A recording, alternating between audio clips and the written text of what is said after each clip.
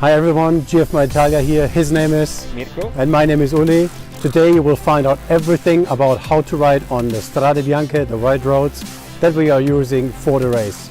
We'll show you on the bike what components to use, which technique you use to ride on the course. It's going to be great. So this is the bike we use today to ride the course. It's been raining overnight, so you can see it's a little muddy, but it's a standard road bike that we use to ride the GFNY Italia course, right, Mirko? Yes. You used your road bike, I used my road bike. There's a few small things you can keep in mind and consider to make your standard road bike perfect for Strade Bianche.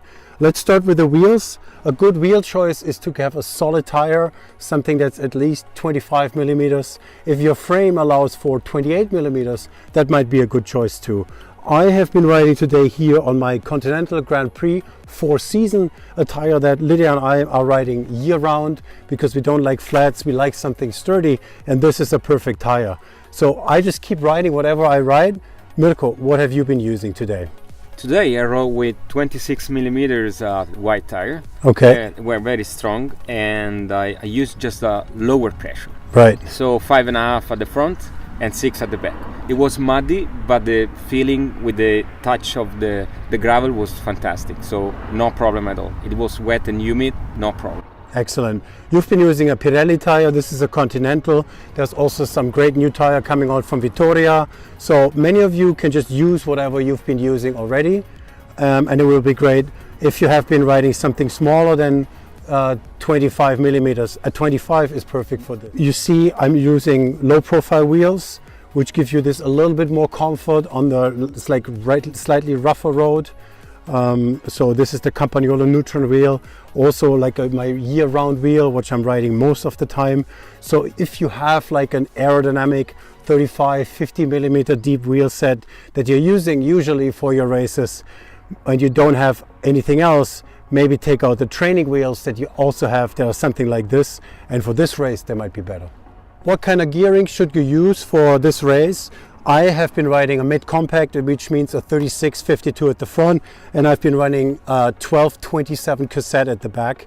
That's, I think, a really good choice for like anyone, and that's what probably pros would go. They would maybe have a 53 at the front. If you are not as trained, maybe you should consider going for a full compact, a 34-50 and an 11-28. Mirko, what are you riding? Today I'm using a mid-compact 52-36 and 11-28 at the back. But as you said, I would suggest riders not very fit to use a compact crankset 34-50 right, and 11-28 at the back, or maybe 12-30 if you can install the 32 cassette. And you see, I am a very traditional guy. I travel a lot with my bike, so I don't want to have electronic. I want to be able to, if I have any issues, to fix it myself. I don't want to be dependent on a shop. So my solution also for this race will be an 11-speed mechanical. What are you running? Well, I'm using a full electronic equipment, but I do appreciate mechanical as well. But by the way, mechanical or electronic, no problem at all. It was perfect today, even if it was muddy, yep, no problem at all. And today was tough because it was raining all night long and we had mud sectors, but as you can see, the road bike was perfect. No need to use the gravel bike or cyclocross bike. And if it's muddy, a great solution to bring for a race like this is the good old ass saver, weighs nothing, is easy to install, is this plastic thing. Many of you know it. Today was a day for an ass saver. You can see, it gets a little dirty when it's raining, or if it has been raining the days before. That's part of this race. In terms of equipment and drinks, I had today just one bottle, one of the big GFNY bottles, and I have my toolbox. In this I carry a tube, tire levers, a CO2, a mini pump, and a mini tool. So it's really everything. I know not everybody wants to have a mini tool with them. I say be ready for anything. You got this in there, you're gonna be good to go. Mirko, what's your setup? Where do you bring your tools? Do you also have a toolbox like this? Well, as you know, I ride with tubeless. Right. So actually, I just keep with me one CO2 cartridge. So if I have any issue, I can fix the tire with the CO2 cartridge. No, you're just bragging. I don't like that. So you're running tubeless. I have good old clincher tires no problems today. These are not even new wheels, but that's one thing that we always say. If you spend time and money and training to come to a race like this, make sure you got new tires. You know, there's nothing more frustrating than getting a flag that could have been avoidable because you've been running an old tire and, you know, the surface is a little bit thinner already and a pinch flat happens earlier. Mirko's gonna say, just run 2+, you're never gonna have problems again, but most of you have clinchers, so make sure you got new tires. You're gonna be ready for that. Yeah, sure. Should you be running traditional brakes, rim brakes, or modern disc brakes for this race? Mirko, what do you think? Well, either are okay. I think once you keep your bike ready for a race, Right. with the right maintenance, as we said before, replacing the tires, inner tubes, and making sure the braking pads are pretty new for the race, That's right. is fine. Keep the rim clean, always clean, to make sure you have the right braking power for the Strade Bianche and all the descents. Today I just prefer to use my disc brake bike. I keep the brake efficiency okay all the time, descending with the wet, with the humid, or in the dust, no problem at all. You know, Mirko, I keep my standard rim brakes because this system adds about 500 to 700 grams to the whole bike between the brakes and the frame. I don't want that. Well, as you know, I'm using this bike, which is at the minimum allowed weight, which is 6.8 kilos. And so actually it is like our official bike, product bike. So I'm sorry, I do not agree this time with you. Well, but Mirko, why is it then that at the professional Strade Bianche race last year, how many riders do you think used disc brakes at that race? I think there were like 3 teams only at this moment. Actually, 2 riders rode disc brakes in Strade Bianche. Pouring rain, muddy, 2 riders used disc brakes. So I was like, why should I go to disc brakes? It's heavier, it slows you down, and they're functioning pretty well. I don't know, Mirko. It's a question of being confident with the new technology. It was like it happened with the mountain bike, with the. So he calls me old-fashioned. Keep going, Mirko, it's fine. No, it's. So Mirko, in terms of riding technique on the Strade Bianche, today we had a little bit of mud. Sometimes you have dry conditions. It's kind of different how to ride it. I think one thing that stands out for me is that at most times there are about 2 good lines on the road that you can take. So there's potholes, and if it's muddy like today, they're filled with water, so you don't know how deep they are, so you definitely need to avoid them. And there's like in the middle often like more gravel coming together, so it's a little more slippery. So you're choosing between the 2 sides of the road where you put your bike, how to go.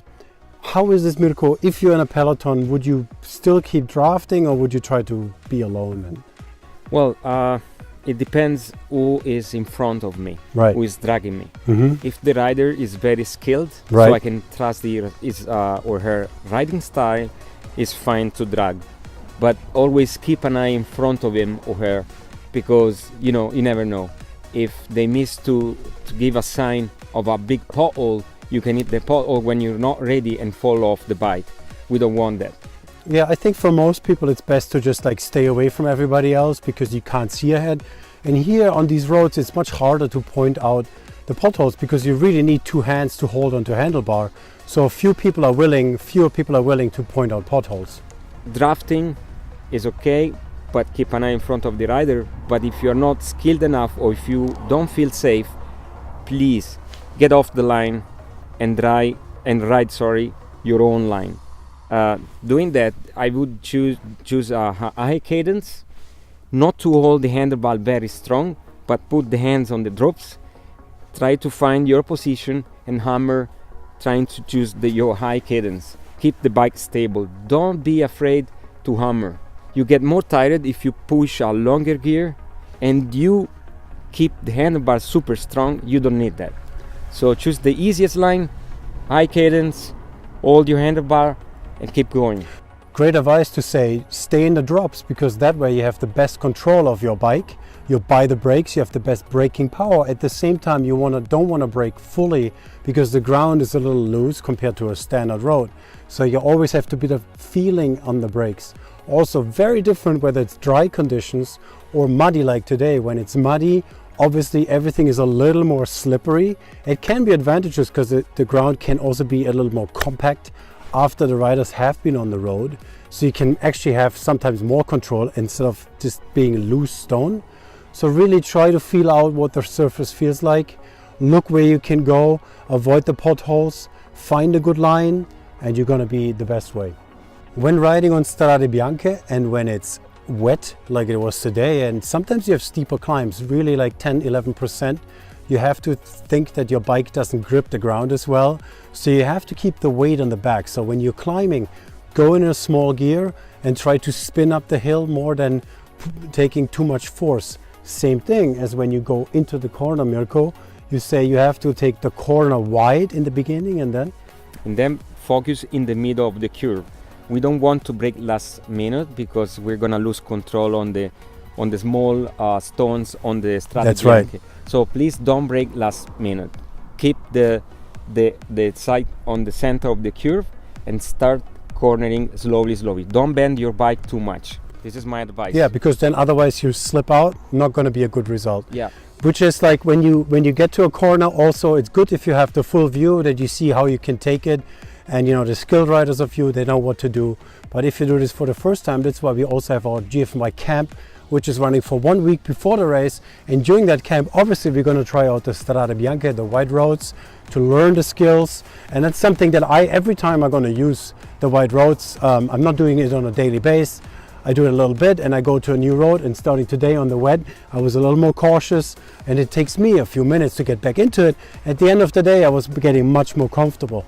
So you're going to get that advantage if you come join us for the camp to ride on this every day or every other day. And by race time, it's like you've always done it your whole life, right, Mirko? Yeah, sure. It's gonna be amazing. Every day leaded guides from 40 to 70K, and we're gonna face some part of the course. It's gonna be amazing.